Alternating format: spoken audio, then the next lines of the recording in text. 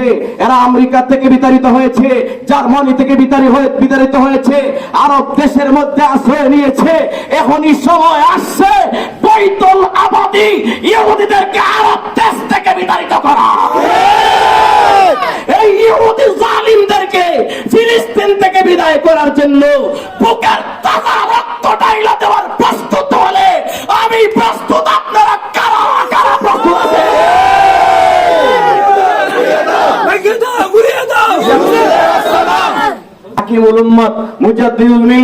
আল্লামা আশরাফ আলী থানভী রাহমাতুল্লাহ একটা কিচ্ছা লেখছেন। জঙ্গলের ভিতরে কিছু লোক গেছে বেড়াইতে, খানা খুরাকি শেষ হয়ে গেছে, হঠাৎ তাদের খিদা লাগছে, খাইবার কোনো ব্যবস্থা নাই। তারা চিন্তা করলো আমাদের তো এখন উপায় নাই, বাঁচবার জন্য হাতির বাচ্চা জবাই করে তারা খাইছে। হাতির মা হয়তো কোথায় গেছে, একটু পরে হাতির মা আসছে, আইসা দেখে তার বাচ্চা নাই। যারা খাইছে এরা ভালো করে খাইয়া একটা গাছতলায় ঘুমাইতে গেছে, পেট ভরা, 7 দিনের উপাস, তারা ঘুমাইছে শান্তিতে।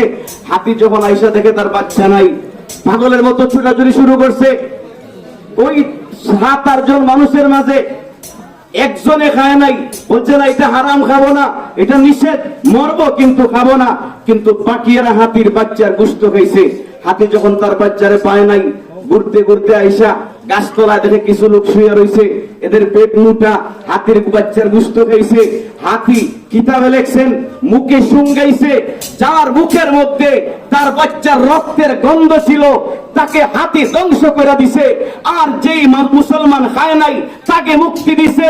যাই না রাখো বেঈমান বেনিয়ামিন নেতানিয়াহু আজকে ফিলিস্তিনের মুসলমানদের রক্ত যেই ইহুদিদের হাতে লাগানো আছে, অদূর ভবিষ্যতে হাতির মতো তাদেরকে পৃথিবী থেকে মুছে ফেলা হবে।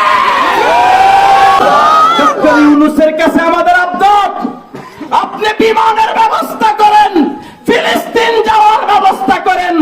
বাংলার লক্ষ লক্ষ যুবক ইমানের রক্ত ঢাইলা দিতে ফিলিস্তিন যাওয়াতে প্রস্তুত। কথা বলেন ঠিক কিনা? আমরা প্রস্তুত আছি তো ইনশাআল্লাহ?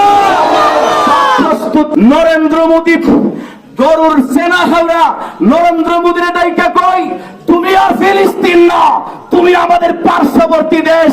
আমার মুসলমান ভাইদের বিপক্ষে ওয়াকফ আইন করেছো, যদি বাতিল না করা হয় বাংলাদেশ থেকে লং মার্চ কইরা ভারতে ঢুকা ক্ষমতার থেকে মোদীকে টেনে হেসড়ে নামিয়ে দেওয়া হবে। প্রস্তুত আছেন তো ইনশাআল্লাহ? সবাই প্রস্তুত আছেন তো? আল্লাহ পাক আমাদের এই অনুষ্ঠানকে কবুল করুন। এই ঈমানি আওয়াজ বেঈমানদের কানে পৌঁছে দিন। ওয়া আখিরু দাওয়ানা আলহামদুলিল্লাহি রাব্বিল আলামিন।